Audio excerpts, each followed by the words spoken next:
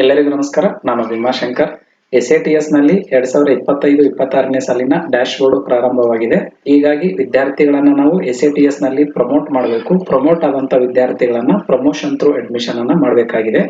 ಈ ಹಿಂದಿನ ವಿಡಿಯೋದಲ್ಲಿ ನಾನು ವಿದ್ಯಾರ್ಥಿಗಳನ್ನ ಯಾವ ರೀತಿ ಪ್ರಮೋಟ್ ಮಾಡಬೇಕು ಅನ್ನೋದನ್ನ ಹೇಳಿದ್ದೆ. ಇವತ್ತಿನ ಒಂದು ವಿಡಿಯೋದಲ್ಲಿ ನಾನು ಪ್ರಮೋಟ್ ಆದಂತ ವಿದ್ಯಾರ್ಥಿಗಳನ್ನ ಪ್ರಮೋಷನ್ ಥ್ರೂ ಅಡ್ಮಿಷನ್ ಯಾವ ರೀತಿ ಮಾಡಬೇಕು ಅನ್ನೋದ್ರ ಬಗ್ಗೆ ಹೇಳ್ತಾ ಹೋಗ್ತೀನಿ. ಅದಕ್ಕಿಂತ ಮುಂಚೆ ನನ್ನ ಚಾನಲ್ಗೆ ಸಬ್ಸ್ಕ್ರೈಬ್ ಆಗಿ ಹಾಗೂ ಪಕ್ಕದಲ್ಲಿರುವಂತಹ ಬೆಲ್ ಐಕನ್ ನ ಕ್ಲಿಕ್ ಮಾಡಿ. ಇದರಿಂದ ನಾನು ಯಾವುದೇ ವಿಡಿಯೋವನ್ನ ಯೂಟ್ಯೂಬ್ ಅಲ್ಲಿ ಅಪ್ಲೋಡ್ ಮಾಡಿದ ತಕ್ಷಣ ಅದರ ಒಂದು ನೋಟಿಫಿಕೇಶನ್ ನಿಮಗೆ ಬೇಗನೆ ತಲುಪುತ್ತೆ. ಜೊತೆಗೆ ಒಂದು ಲೈಕ್ ಅನ್ನು ಕೊಡಿ. ಆ ಲೈಕ್ ನೊಂದಿಗೆ ಇವತ್ತಿನ ವಿಷಯ ಪ್ರಾರಂಭ ಮಾಡೋಣ. ಮೊದಲಿಗೆ ನಾವು ನಮ್ಮ ಶಾಲೆಯ ಯೂಸರ್ ನೇಮ್ ಮತ್ತು ಪಾಸ್ವರ್ಡ್ ಅನ್ನು ಬಳಸಿಕೊಂಡು SATS ಗೆ ಲಾಗಿನ್ ಅನ್ನು ಆಗಬೇಕು. ಲಾಗಿನ್ ಆದ ನಂತರ ಲೆಫ್ಟ್ ಸೈಡ್ ಅಲ್ಲಿ ಸ್ಟೂಡೆಂಟ್ ಮ್ಯಾನೇಜ್ಮೆಂಟ್ ಕ್ಲಾಸ್ 1 to 10 ಇದರ ಮೇಲೆ ನಾವು ಕ್ಲಿಕ್ ಅನ್ನ ಮಾಡಬೇಕು. ನಂತರ ಅದರಲ್ಲಿ ಅಡ್ಮಿಷನ್ ಡೀಟೇಲ್ ಇದರ ಮೇಲೆ ಕ್ಲಿಕ್ ಅನ್ನ ಮಾಡಬೇಕು. ನಂತರ ಅದರಲ್ಲಿ ಅಡ್ಮಿಷನ್ ಥ್ರೂ ಪ್ರಮೋಷನ್ ಈ ಒಂದು ಆಪ್ಷನ್ ಮೇಲೆ ನಾವು ಕ್ಲಿಕ್ ಅನ್ನ ಮಾಡಬೇಕು. ಕ್ಲಿಕ್ ಅನ್ನ ಮಾಡಿದಾಗ ಅಂದ್ರೆ ನೀವು ಪ್ರಪ್ರಥಮವಾಗಿ ಅಡ್ಮಿಷನ್ ಥ್ರೂ ಪ್ರಮೋಷನ್ ಅನ್ನ ಸ್ಟಾರ್ಟ್ ಮಾಡಿದಾಗ ಈ ರೀತಿ ಅಪ್ಡೇಟ್ ಸ್ಕೂಲ್ ಡೀಟೇಲ್ ಅಂತ ಕೇಳುತ್ತೆ. ನೀವು 2025-26ನೇ ಸಾಲಿಗೆ ಸ್ಕೂಲ್ ಪ್ರೊಫೈಲ್ ಅನ್ನ ನೀವು ಮೊದಲು ಅಪ್ಡೇಟ್ ಮಾಡಬೇಕಾಗುತ್ತೆ. ಈ ಒಂದು ಕಾಲಮ್ ಅಲ್ಲಿ ನೀವು ಯಾವ್ಯಾವ ಅಂಶಗಳನ್ನ ಅಪ್ಡೇಟ್ ಮಾಡಬೇಕು ಅನ್ಕೊಂಡಿದ್ರು ಅಥವಾ ಯಾವ್ದಾವ್ದು ಚೇಂಜಸ್ ಇದೆ ಆ ಎಲ್ಲಾ ಅಂಶಗಳನ್ನ ಅಪ್ಡೇಟ್ ಮಾಡಬೇಕು. ಅಪ್ಡೇಟ್ ಅನ್ನ ಮಾಡಿ ಕೊನೆಗೆ ಇಲ್ಲಿ ಅಪ್ಡೇಟ್ ಅಂತ ಆಪ್ಷನ್ ಇದೆ, ಇದ್ರ ಮೇಲೆ ನಾವು ಕ್ಲಿಕ್ ಅನ್ನ ಮಾಡಬೇಕು. ಇಲ್ಲಿ are you sure want to update ಅಂತ ಕೇಳುತ್ತೆ. ಇಲ್ಲಿ ಓಕೆ ಇದ್ರ ಮೇಲೆ ಕ್ಲಿಕ್ ಅನ್ನ ಮಾಡಬೇಕು. ಕ್ಲಿಕ್ ಅನ್ನ ಮಾಡಿದಾಗ ನಮ್ಮ ಸ್ಕೂಲ್ ಪ್ರೊಫೈಲ್ ಅಪ್ಡೇಟ್ ಆಗುತ್ತೆ. ಇದು ಕೇವಲ ಫಸ್ಟ್ ಟೈಮ್ ನೀವು ಅಡ್ಮಿಷನ್ ಥ್ರೂ ಪ್ರಮೋಷನ್ ಅನ್ನ ಮಾಡಬೇಕಾದ್ರೆ ಕೇಳುತ್ತೆ. ನಂತರ ಎರಡನೇ ವಿದ್ಯಾರ್ಥಿದು ನೀವು ಪ್ರಮೋಷನ್ ಥ್ರೂ ಅಡ್ಮಿಷನ್ ಅನ್ನ ಮಾಡಬೇಕಾದ್ರೆ ಈ ಒಂದು ಸ್ಕೂಲ್ ಪ್ರೊಫೈಲ್ ಅಪ್ಡೇಟ್ ಕೇಳೋದಿಲ್ಲ. ಓಕೆ, ಈಗ ನಾವು ವಿದ್ಯಾರ್ಥಿಗಳನ್ನ ಪ್ರಮೋಟ್ ಮಾಡಿದೀವಿ. ಪ್ರಮೋಟ್ ಆದಂತ ವಿದ್ಯಾರ್ಥಿಗಳನ್ನ ಅಡ್ಮಿಷನ್ ಥ್ರೂ ಪ್ರಮೋಷನ್ ಅನ್ನ ಮಾಡಬೇಕಾಗಿದೆ.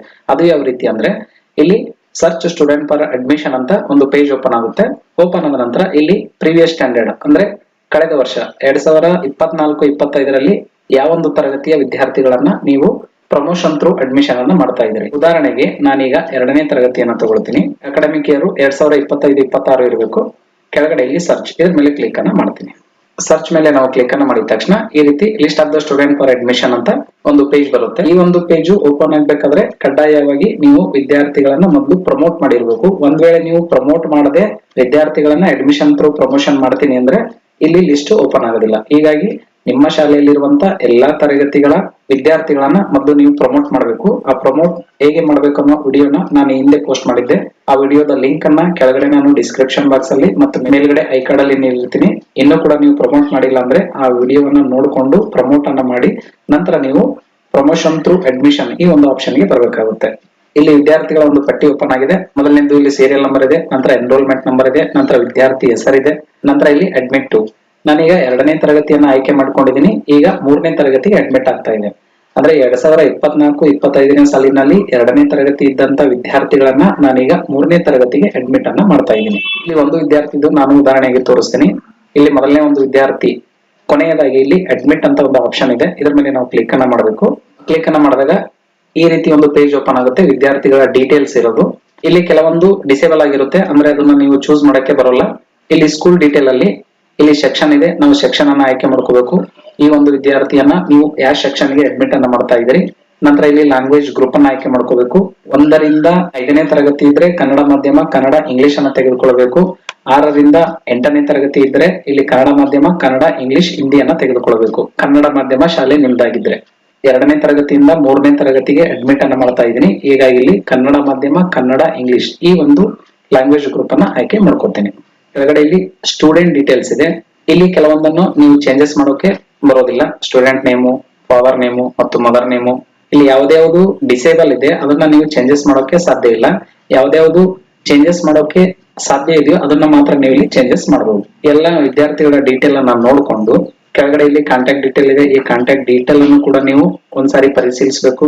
ವಿದ್ಯಾರ್ಥಿ ಏನಾದ್ರು ಅಡ್ರೆಸ್ ತಪ್ಪಾಗಿದ್ರೆ ಅದನ್ನ ನೀವು ಇಲ್ಲಿ ಚೇಂಜ್ ಮಾಡಬಹುದು. ನಂತರ ಅದ್ರ ಕೆಳಗಡೆ ಇಲ್ಲಿ ವಿದ್ಯಾರ್ಥಿಯ ಕಾಂಟ್ಯಾಕ್ಟ್ ನಂಬರ್ ಒಂದ್ ವೇಳೆ ಇಲ್ಲಿ ಇಲ್ಲದೆ ಇದ್ರೆ ಇಲ್ಲಿ ನೀವು ವಿದ್ಯಾರ್ಥಿಯ ಕಾಂಟ್ಯಾಕ್ಟ್ ಡೀಟೇಲ್ ಅನ್ನ ಆಡ್ ಮಾಡಬಹುದು. ಆಡ್ ಮಾಡಿ ಎಲ್ಲವನ್ನು ಒಂದ್ಸಾರಿ ನೀವು ಚೆಕ್ ಮಾಡ್ಕೊಂಡು ಕೊನೆಯದಾಗಿ ಇಲ್ಲಿ ಸಬ್ಮಿಟ್ ಅಂತ ಇದೆ, ಇದ್ರ ಮೇಲೆ ನಾವು ಕ್ಲಿಕ್ ಅನ್ನ ಮಾಡಬೇಕು. ಕ್ಲಿಕ್ ಅನ್ನ ಮಾಡಿದಾಗ do you want to submit ಅಂತ ಕೇಳುತ್ತೆ. ಓಕೆ ಇದ್ರ ಮೇಲೆ ಕ್ಲಿಕ್ ಅನ್ನ ಮಾಡಬೇಕು. ಕ್ಲಿಕ್ ಅನ್ನ ಮಾಡಿದಾಗ ಇಲ್ಲಿ ಸ್ಟೂಡೆಂಟ್ ನೇಮ್ ಬಂದು is enrolled successfully, enrolment number is ಅಂತ STS ನಂಬರ್ ಇಲ್ಲಿ ಬರುತ್ತೆ. ಇದು ಒಂದು ವಿದ್ಯಾರ್ಥಿಯನ್ನ ನಾವು ಪ್ರಮೋಟ್ ಆದಂತ ವಿದ್ಯಾರ್ಥಿಯನ್ನ ಅಡ್ಮಿಷನ್ ಥ್ರೂ ಪ್ರಮೋಷನ್ ಅನ್ನ ಮಾಡಿದೀವಿ. ಇದೇ ರೀತಿಯಾಗಿ ಆ ಒಂದು ತರಗತಿಯಲ್ಲಿರುವಂತ ಎಲ್ಲಾ ವಿದ್ಯಾರ್ಥಿಗಳನ್ನ ನಾವು ಅಡ್ಮಿಷನ್ ಥ್ರೂ ಪ್ರಮೋಷನ್ ಅನ್ನ ಮಾಡ್ತಾ ಹೋಗ್ಬೇಕಾಗುತ್ತೆ. ಇದೇ ರೀತಿಯಾಗಿ ನಿಮ್ಮ ಒಂದು ಶಾಲೆಯಲ್ಲಿ ಎಷ್ಟು ತರಗತಿಗಳಿದಾವೋ ಆ ಎಲ್ಲಾ ತರಗತಿ ವಿದ್ಯಾರ್ಥಿಗಳನ್ನ ನೀವು ಅಡ್ಮಿಷನ್ ಥ್ರೂ ಪ್ರಮೋಷನ್ ಅನ್ನ ಮಾಡಬೇಕಾಗುತ್ತೆ. ಈ ಒಂದು ವಿಡಿಯೋ ತಮ್ಮೆಲ್ಲರಿಗೂ ಅನುಕೂಲ ಆಯಿತು ಅಂತ ಭಾವಿಸ್ತಾ ಇದ್ದೀನಿ. ಅನುಕೂಲ ಆಗಿದ್ರೆ ನನ್ನ ವಿಡಿಯೋನ ಲೈಕ್ ಮಾಡಿ, ಶೇರ್ ಮಾಡಿ, ಕಮೆಂಟ್ ಮಾಡಿ. ನಮಸ್ಕಾರ.